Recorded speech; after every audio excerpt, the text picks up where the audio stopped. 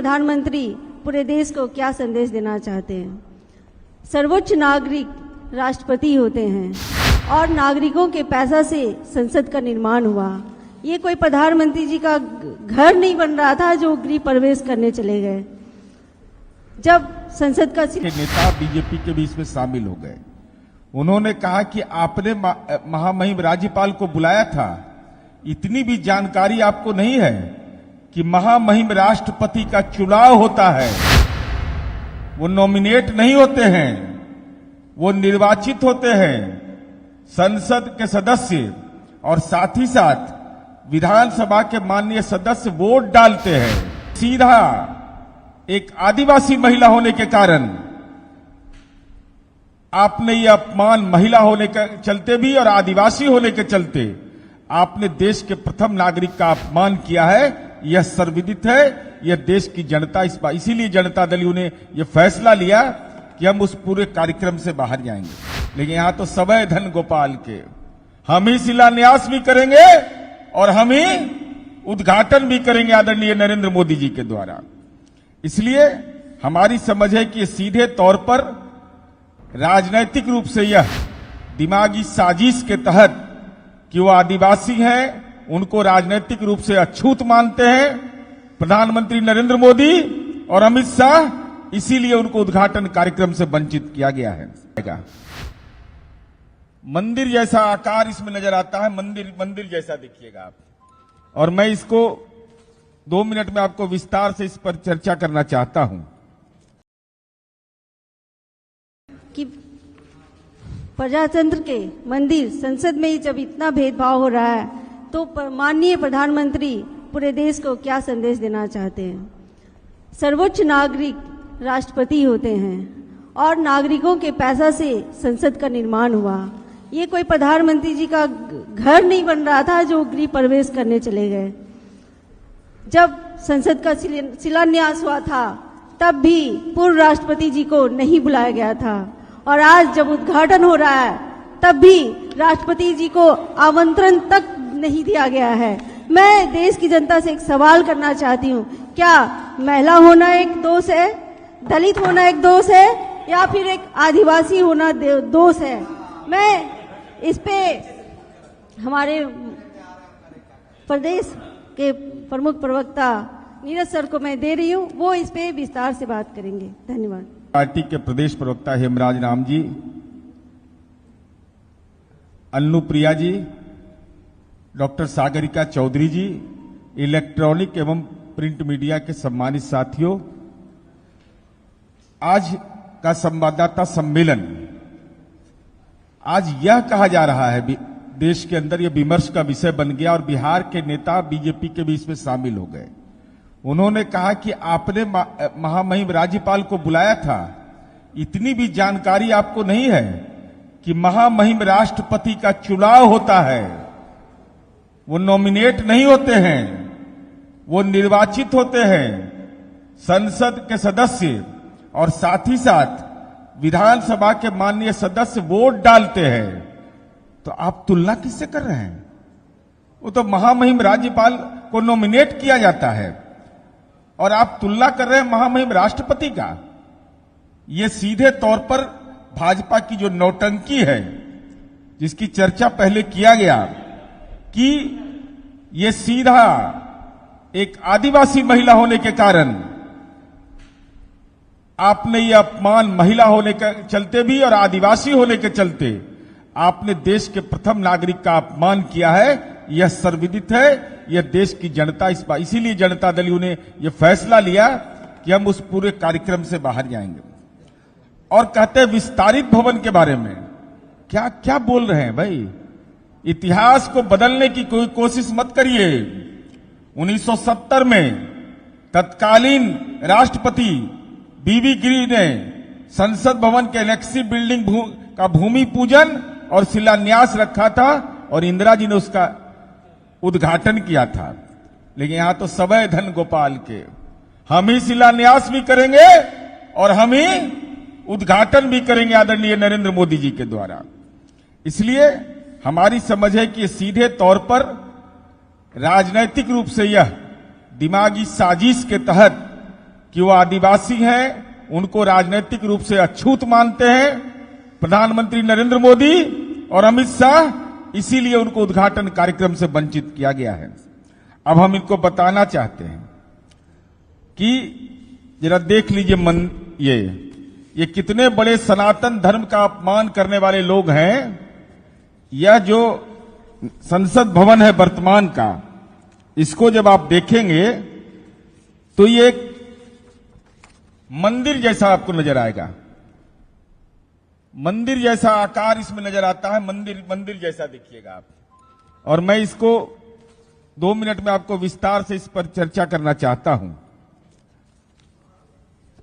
यह जो भारतीय संस्कृति हमारी है, और ये मध्य प्रदेश राजस्थान के इलाके में, मुरैना के इलाके में जब आप जाएंगे तो ऐसे मंदिर आपको मिलेंगे। जब मंदिर का उस समय जब यह संसद भवन का निर्माण हो रहा था, तो उस समय भारतीय इतिहास, संस्कृति और भारतीय परिस्थिति को शामिल करके इसको भारतीयता और ब्रिटिश साम्राज्य के संगम के रूप में प्रदर्शित किया गया था। यह पार्लियामेंट उस समय बना था। अभी बतावे नए संसद भवन का, नया संसद भवन का जो स्वरूप है, यह कौन सा स्वरूप है? त्रिकोण का स्वरूप है। और यह जानिए कि यह त्रिकोण का स्वरूप के पीछे मामला क्या है। उस समय जब यह संसद भवन बनने की बात हुई तो बेकर वो त्रिकोणाकार उन्होंने डिजाइन उस समय दिया था, लेकिन उसको रिजेक्ट कर दिया गया था। कहा गया था कि नहीं, यह भारतीय डिजाइनर को इसमें शामिल करिए। भारतीय वास्तुकला इसमें नहीं रहेगा, भारत की कला संस्कृति नहीं रहेगी, भारतीय सभ्यता नहीं रहेगी, तो यह मंजूर नहीं किया गया था। और उस समय लॉर्ड हेडिंग ने यह सलाह दिया था कि भवन को पूर्वी और पश्चिमी सभ्यता के संगम के रूप में प्रदर्शित करें। भवन पूरी तरह भारतीय जनमानस के अनुरूप बनाया गया था। अब चलिए इनका जरा देखिए कि हिसाब किताब। तो यह डिजाइन जो वर्तमान डिजाइन है, मेरा सीधा आरोप है कि जो देश के संविधान सभा में, देश के संसदीय व्यवस्था में जिस पर लगातार विमर्श होते रहा, जिसको रिजेक्ट कर दिया गया बेकर के डिजाइन को, उसी टाइप का डिजाइन बना करके नया संसद भवन देश को समर्पित करने की तैयारी हो रही है। और उस समय जो बना था, आपने देखा है कि आपने बताया आपको। अब चलिए, जब ब्रिटिश सरकार ने संसद बनाया था तो दुनिया के कई विख्यात शिल्पकारों ने अलग अलग डिजाइन बनवाया और अंततः 2 शिल्पकारों को सेलेक्ट किया गया था। यह इतिहास के दस्तावेज है। लेकिन सवाल मोदी जी आपसे यह है कि आखिर इसमें खेल कौन सा हो रहा है? भारतीय संसद बनाने का ठेका जिसको दिया गया वह व्यक्ति है बिमल पटेल। गुजरात के मुख्यमंत्री रहते हुए उसको बड़े बड़े काम दिए गए, उसको पद्मश्री इन्होंने दे दिया। देखिए सातिराना तरीके से क्या काम किया गया। जो केवल गुजरात में, अगर ये बहुत बड़े शिल्पकार थे, वास्तुकार थे, आर्किटेक्ट थे, तो इनको देश के दूसरे राज्यों में क्यों नहीं काम मिला? क्यों काम मिला केवल जब आदरणीय नरेंद्र मोदी जी गुजरात के मुख्यमंत्री रहते हैं, तब बिमल पटेल की कंपनी को काम मिलता है। जब दिल्ली इनका पदार्पण होता है, तब इनका गृह प्रवेश होता है दिल्ली के काम में। ये कौन सा खेल है? नहीं तो देश के विभिन्न राज्यों के अंदर में विधानमंडल बने, बहुत सारे संस्थागत संरचनाएं बड़ी बड़ी खड़े हुए, लेकिन ये बिमल पटेल में आखिर कौन सी खासियत है कि बिमल पटेल को, जो गुजरात का रहने वाला है, उसको आपने उसकी कंपनी को काम दिया और उसको पद्मश्री भी दे दिया। पद्मश्री भी इन्होंने दिया है। और हम ये जानना चाहते हैं कि आप कहते हैं कि 800 लोगों के बैठने की व्यवस्था उसमें है। जो पुराना संसद भवन है उसमें 3 भवन है अभी वर्तमान में जो है, एक लोकसभा, एक राज्यसभा और एक सेंट्रल हॉल। सेंट्रल हॉल के बैठने की क्षमता 800। तो आपने तो 2 ही हॉल बनाया, एक लोकसभा और एक राज्यसभा। तो जो संसद का जो विशेष सत्र होता है जिसमें महामहिम राष्ट्रपति का अभिभाषण होता है, उस महामहिम के अभिभाषण में ज्वाइंट सेशन होता है। उसके लिए आपकी व्यवस्था क्या है? इस सेंट्रल हॉल को खत्म करने के पीछे आपके मन के अंदर क्या साजिश है? यह देश की जनता जानना चाहती है कि सेंट्रल हॉल क्यों नहीं बनाया गया, आखिर इसके पीछे कारण क्या है? आप यही देखिए, बिहार में जो विस्तारित भवन बना, तो एक विस्तारित हॉल बना जिसमें कि विधानसभा और विधान परिषद के सदस्यों की संख्या उसमें आराम से बैठती है। और ये कहते हैं तो भाई अगर इतनी नीयत आपकी साफ थी तो जनगणना क्यों नहीं करवाया? जनगणना क्यों नहीं हुआ अब तक? पाकिस्तान जैसा देश जनगणना करा लिया, लेकिन आदरणीय नरेंद्र मोदी का 56 इंच का सीना, कोविड की चुनौती, दुनिया में अपने आप का ढिंढोरा पीटते हैं और भारत पे सामाजिक आर्थिक जनगणना आपने नहीं कराया।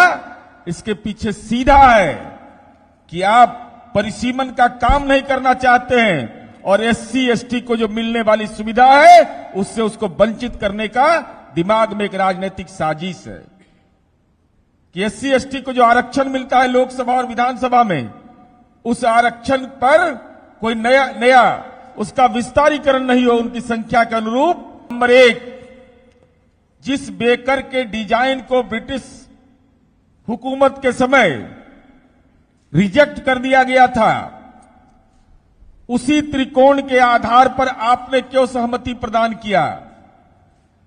हमारे वर्तमान संसद भवन का जो अभी आकार है, उस आकार के तहत जो हमारी सभ्यता और संस्कृति है, जो मध्य प्रदेश राजस्थान के मंदिर, मुरैना में बहुत सारी जगहों पर मंदिर है, उस मंदिर के अनुरूप का वह ढांचा था, लेकिन आपने त्रिकोण बना करके सनातन धर्म का अपमान किया, भारतवर्ष के सनातन संस्कृति का, यहां के शिल्पकार का और यहां का अपमान किया है।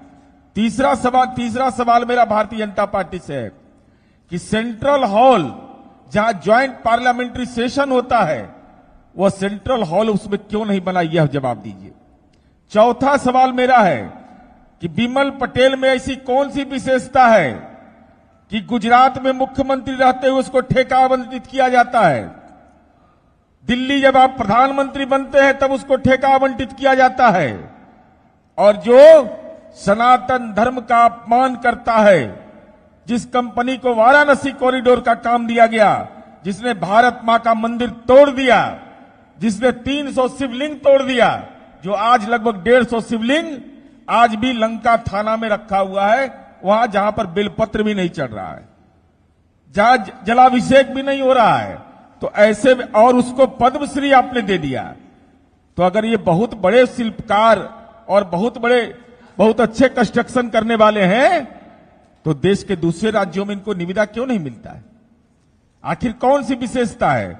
और पांचवा, मेरा सीधा आरोप है कि जनता दल यह समझता है कि चूंकि आदिवासी समुदाय की महिला राष्ट्रपति है, चुनाव से निर्वाचित है, आप उनकी तुलना अगर राज्यपाल के पद से कर रहे हैं, उस प्रक्रिया से कर रहे हैं, तो ये सीधा संविधान का अपमान है। और छठा सवाल मेरा है कि विस्तारीकरण और नए निर्माण का अंतर अगर समझ में नहीं आता है, तो मोदी जी से पैरवी करा करके नरेंद्र मोदी से सब गुरुकुल में नाम लिखवाइए, गुरुकुल में पढ़ने के लिए आप लोग जाइए। आप लोग को यह समझ में नहीं आ रहा है कि विस्तारीकरण किसको कहते हैं, और आप न शिलान्यास कराते हैं न उद्घाटन कराते हैं। इसका मतलब देश के प्रथम नागरिक को आपने राजनीतिक रूप से साजिशन तरीके से अछूत मान करके आपने देश के राष्ट्रपति पद का अपमान किया है। आइएगा और बुलाइए गए, सुने हैं कि ये लोग विधानमंडल जाने वाले हैं, विधानसभा।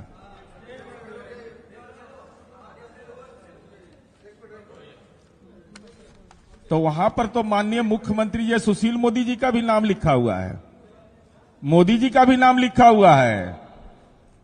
तो भाजपा के जो विधायक वो कान पकड़ेंगे कि नहीं? वहां तो कान पकड़ना पड़ेगा आपको कि विस्तारीकरण के उद्घाटन कार्यक्रम में वो थे। और साथ ही साथ हमें ऐसा लगता है कि संसद भवन के उद्घाटन के कार्यक्रम में भारतीय जनता पार्टी के जो नेता हैं बिहार के, भाई वहां तो इन लोग को बुलाया भी नहीं गया। इसका मतलब इन लोग की उपयोगिता नहीं समझी गई, पात्रता नहीं समझी गई, तो ये लोग अपनी राजनीति का दुकान केवल चलाने के लिए ये कार्यक्रम कर रहे हैं। नहीं तो गीता पर हाथ रख के बोलिए कि क्या विस्तारीकरण में सुशील मोदी शामिल थे? क्या ये है कि महामहिम राष्ट्रपति का चुनाव होता है और महामहिम राज्यपाल नॉमिनेट होते हैं? तो गीता पर रख के बोलिएगा ना। आई बिमल पटेल से क्या प्यार है? कि भाजपा को कुछ इसमें आता है बिहार में कि नहीं, कि ऊपर ही ऊपर पी जाते हैं पीने वाले? ये जरा बीजेपी बिहार के नेताओं को स्पष्ट करना चाहिए। अगर ये वीडियो पसंद आई और वह बिहार के राजनीति और बिहारियत से सरोकार रखेनी तो सब्सक्राइब बटन दबा के चैनल के सब्सक्राइब कर ली। ओजे एगो घंटी बा, ओकरा बटन दबा देला से कुल सटीक और मारक खबर रुआ मुफ्त में मिल जाई। अगर रुआ पत्रकारिता के हमनी के नया प्रयोग में सहयोग कर चाहतानी तो ज्वाइन बटन दबा दी। पेटीएम नंबर नोट कर ली 9386816700। धन्यवाद।